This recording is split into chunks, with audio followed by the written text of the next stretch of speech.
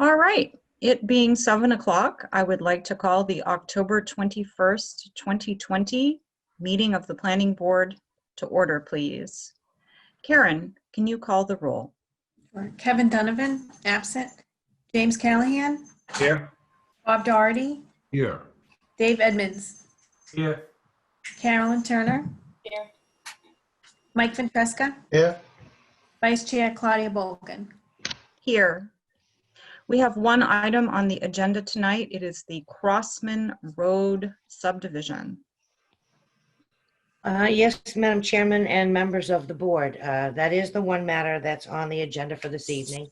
You may recall that this is a small project on CROSSMAN Road that involved the improvement of a segment of the existing roadway and then the creation of 3 lots that had frontage along that section of improved road. Was approved a couple of years ago, and is often the case, the developer here, Mr. Fred Shaldia, has done a lot of the work in terms of utility construction and roadway grading and work on the actual properties that will be developed. He has reached the point where he would like to get building permits for those lots. And in order for that to happen, there's a series of votes or decisions and determinations that the board will need to make in order for Mr. Shaldia to be in a position to get building permits. I'm prepared to go through a list and a summary of each of, I think it's 8 votes total, or 8 motions, or 8 actions, I should say, that the board will need to take this evening. And then at the end, after the discussion and any questions that the board may have, I'd be prepared to make a recommendation that consists of a single multi-part motion that would, presuming the discussion is positive, and capture all of the necessary motions. So I think at this point, I'll just step back for a minute to see if Attorney Mark Salvati, who's representing Mr. Shaldia, has anything to add, and then wait for a green light from Chair Bolgan to start my summary presentation.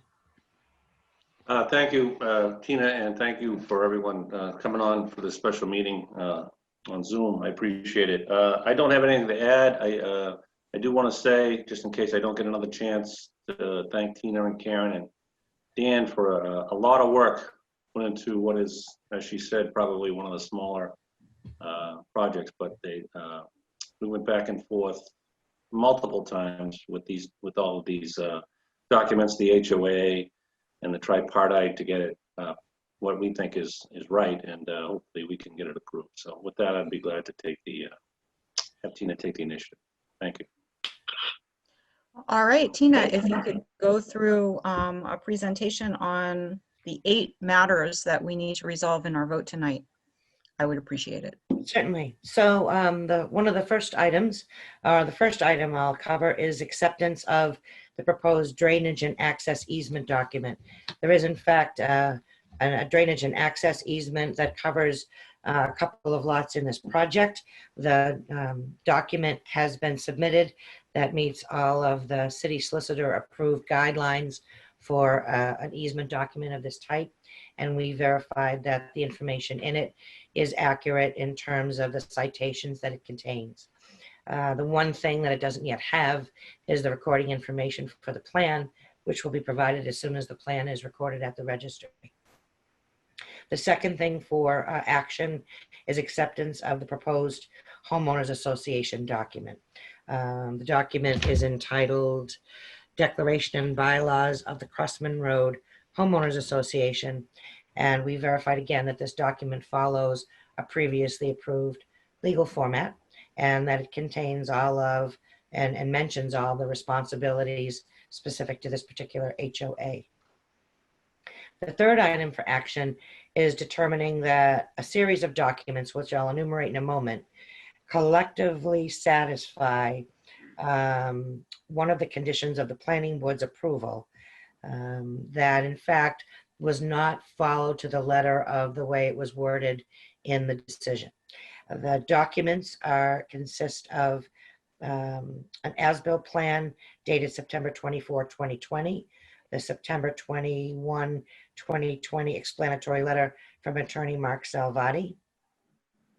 And then two communications dated September 22nd, 2020 from DPW Director J. Duran and City Engineer J. Corey on the matter.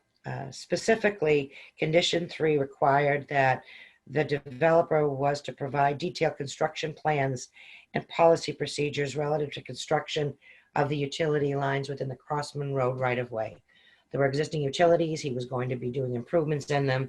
And the thought was that we should come up, or he should provide a series of explanations as to how he was going to perform the work within the context of those existing utilities. He did not do that. He, in fact, went in and did the improvements.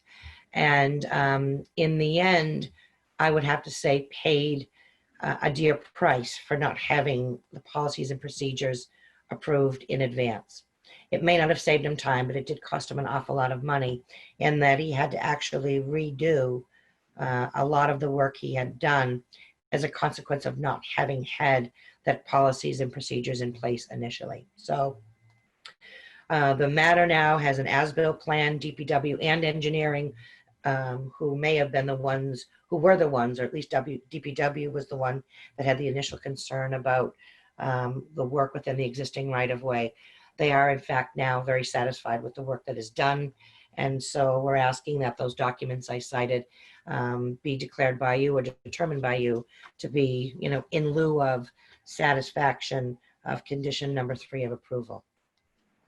The fourth matter is, acceptance of a water pressure test dated August 25th, 2020 by BayState Winsupply, a September 16, 2020 water system evaluation by project engineer Mark Sleger, and September 22nd, 2020 communications from DPW Director J. Duran and Engineering Director J. Corey, all collectively satisfying condition number 4 of the planning board's approval. Condition number 4 required, in fact, the submission of this evaluation just to ensure that the addition of 3 homes on the existing line, as improved as it may be, that the water pressure would remain sufficient. That's been evaluated and the determination was made that it was, and our DPW and engineering departments concur with that conclusion. So the suggestion is that you declare those documents to have satisfied condition 4. The fifth matter for action would be to set the amount of surety needed to guarantee completion of the remaining work. He has done a lot of the work in the project. He has submitted a detailed request and outline of work remaining. It's been reviewed by engineering, and engineering has provided a written recommendation that the bond amount be set at $152,170. The sixth action would be to accept a Tri-Partite Agreement from the Needham Bank as the surety to guarantee completion of this subdivision. Right now, the surety is the covenant. The covenant is what prevents the sale of the lots and the building on them until some other form of surety is in place. The Tri-Partite Agreement would take the place of the covenant, and that's it on that matter. Seventh item would be to consider extending the subdivision completion date. It expired on May 30th of this year, and they are asking for an extension to July 31st of 2021. That request has been reviewed by engineering. They declared it to be somewhat aggressive, but doable, and staff would be supportive of the extension request, and engineering had no objection to it either. The eighth item for action would then be to formally release the 3 lots in this project from the language of that Form G Restrictive Covenant that currently serves as a surety. With the release of that from that covenant and the execution of a Form F, which is in fact a release of the lots from the covenant, then the developer would be able to obtain building permits from the building department, presuming satisfaction of any building and other zoning issues that are required for a building permit. So those are the 8 items. And then if all of those actions are taken by the board this evening, then we would then have 2 documents to execute and a set of Mylars for at least a majority of the board to endorse. We can discuss the mechanics of that after we exhaust the discussion on the particular motions. That's my presentation. All right, does anyone have any discussion on the planning board director's presentation?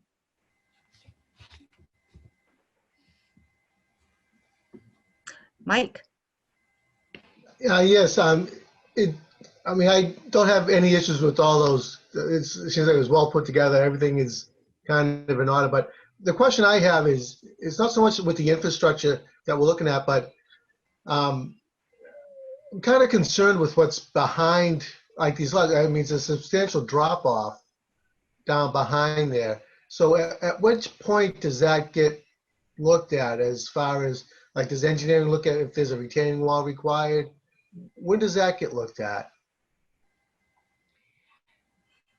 Well, I believe, and Attorney Salvati, please jump in if you know more than I do, but any retaining wall 6 feet, higher than 6 feet, has to be reviewed, I believe, I believe all retaining walls are reviewed by the building inspector.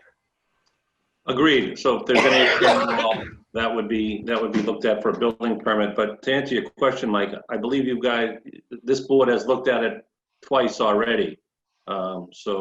We showed a design the first time that was showed the grading exactly the way it would be. Okay, all right. I mean, I was just making sure that that wasn't an oversight on our behalf. No, you've already looked at the on-site grading of how the houses would be built and where the drainage would be. Fair enough, Mark. Thank you. Yeah, that's true. Sorry, I overcomplicated it. That's all right. I mean, it's been a while. It's been a few years since I've looked at it. I know just by it being in the area that it's a big drop off. I was just making sure we're covered there. All right, thank you. I'm good, Claudia. All right. All right, is there any other discussion relating to the planning board director presentation? All right, seeing none. Tina, would you make your presentation in the form of a recommendation, or would you rather phrase each of the 8 things you discussed in an action-oriented way so that someone could simply adopt that as a motion? That's what I was thinking of doing, is to give you a summary, a recommendation that was in the form of a motion that someone could simply say, so moved. Shall I start? You know us well. Okay, this will be my recommendation, that a board member or that the board support the following motion. 2, accept the proposed drainage and access easement document offered for the CROSSMAN Road subdivision. Accept the proposed document entitled Declaration and Bylaws of the CROSSMAN Road Homeowners Association. Determine that the August 25th, 2020 water pressure test conducted by BayState Winsupply, September 16, 2020 water system evaluation performed by project engineer Mark Sleger, and the September 22, 2020 communications from DPW Director J. Duran and City Engineer J. Corey collectively serve in lieu to satisfy condition number 4 of the Planning Board's April 2017 decision on the definitive subdivision plan.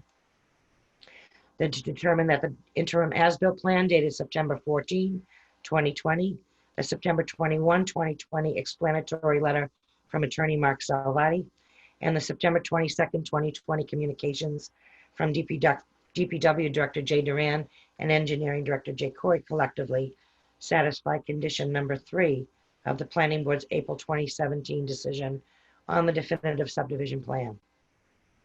To set the bond amount needed to guarantee completion of the CROSSMAN Road subdivision at $152,170,000.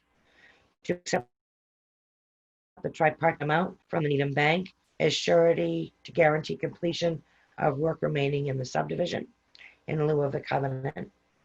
To extend the subdivision's construction completion date from May 30, 2020 to July 31st, 2021. And finally, to release the lots from the language of the Form G Restrictive Covenant so that they may be built upon and sold, and to execute a release of the Form G Covenant in the form of a Form F. All right. Oh, is there a second? I'll second. All right, on motion by Bob, second by Mike, to accept the planning board director's recommendation. Karen, can you conduct a roll call vote, please? Or Jim Callahan, Aye. Bob Doherty, Aye. Dave Edmonds, Aye. Carolyn Turner. Aye. Mike Ventresca, Aye. and Vice Chair Claudia Bolgan. Aye, the motion carries. So now the question becomes, practically speaking, how do we affect the signing of the Mylars, the signing of the documents, and especially the signing of the documents that require a notary? So Attorney Salvati, what we've been doing is we can certainly, as a planning board, take care of the notarization, but through the cumbersome process of remote notarization, since I am not able to notarize in person, and I'm the notary. However, we've also been offering petitioners, attorneys, the ability to, in order to expedite the process, to cooperate with us in getting the notarization done. So I offer you the opportunity to, work with us to get the notarization completed sooner than it would take if I did the remote Zoom protocol. So how would you like to handle that? I did talk to Tina about that and offered my services. Right down the street. If someone wants to meet at City Hall or outside City Hall or at my house with the document outside of my deck where I do my closing now, I would be glad to do that and notarize. Okay, so the way, so we have 4 signatures needed on the Mylar, is that right, Tina? That's correct. And then we need 1 person to sign the 2 documents that need to be notarized. So all of us don't have to troop over to Mark's office or have Mark attempt to coordinate with all of us. So the question I have for all of you is, in terms of comfort level during the pandemic, and especially during our current case surge, how are folks comfortable providing signatures on Mylars or meeting someone to notarize a signature? I'm okay with either. Same here. Fine. to meet with someone on. I have a Because- concern, but at one point I remember at the beginning of this, Tina had them spread out downstairs and we came in the back door of the City Hall to sign. I wouldn't mind doing that. That is one option, that we could reserve the engineering conference room and spread the Mylars out there, and that would give one place that would, Attorney Salvati has indicated he'd be willing to come to City Hall and witness the signature that's needed on the documents, and the signatures on the plan don't need to be witnessed and notarized, but the ones on the documents would. So yes, we could certainly do that. And I recognize Attorney Salvati has also offered his office, but he has no objection to making it City Hall. Bob and Jim and Carolyn, I assume you would not mind an engineering conference room visit, or? No. No problem here. So I heard Bob and Jim and Carolyn, and Dave, you would be a yes? Yes. Yes. All Okay, right, well, that's sufficient. that's great. What I will do is I will offline first thing in the morning, email the 4 of you and see if I can tee one of you up, and I'll include Attorney Salvati. Well, actually, I won't do that because you're a quorum, so I'm not going to send you anything as a group. I will. I would appreciate knowing what your availability is for tomorrow afternoon and Friday, if you would email that to me, and then I'll work with Attorney Salvati and we'll see if we can get the signatures within the next day or 2. And thank you all for your forbearance. I know that Mr. Sheldon appreciates it very much. Yes, on behalf of my client, thank you all for doing this so quickly. All right, Tina, you're I'm welcome. available as well. I mean, Okay, if needed, Mike, we'll Yeah. try not, the less we can do, the better, but thank you. If you're needed, we'll pick on you. Yeah. Tina, I'm at City Hall tomorrow night for the annual liquor license meeting, starting at 6. So if I could come at 5:30 or whatever you like tomorrow night. All right, well, that's good to know, Mark. Something around late afternoon, if that would work. Maybe we can get people in and do one at a time. All I right, could I'll do send that that. email in the morning. Thank I you could do all. that time also. All right, thanks, Bob. So that's All all right. for business. All right, Great. So you. that was our only item of business, Tina, unless there are other business matters not known at the time of posting. None. None. All I'd like to right. make a motion to adjourn the planning board meeting at 7:20. Second, All right. We have a motion from Bob, and I believe I heard a second from Carolyn. yes. Karen, can you conduct a roll call vote, please? Yes. Jim Callahan, Aye. Bob Doherty, Aye. Dave Edmonds, Aye. Carolyn Turner. Carolyn, Aye. Mike Ventresca, Aye. and Chair Claudia Bolgan. Aye. All right. The meeting is adjourned. Thank you very much. I believe our next meeting is on the 27th, which is next Tuesday. Tuesday. All right. See you all then. Have a good week. Thanks. Thank Good you. night. You too. Thank you. Good night. Be Thank safe. you. Week.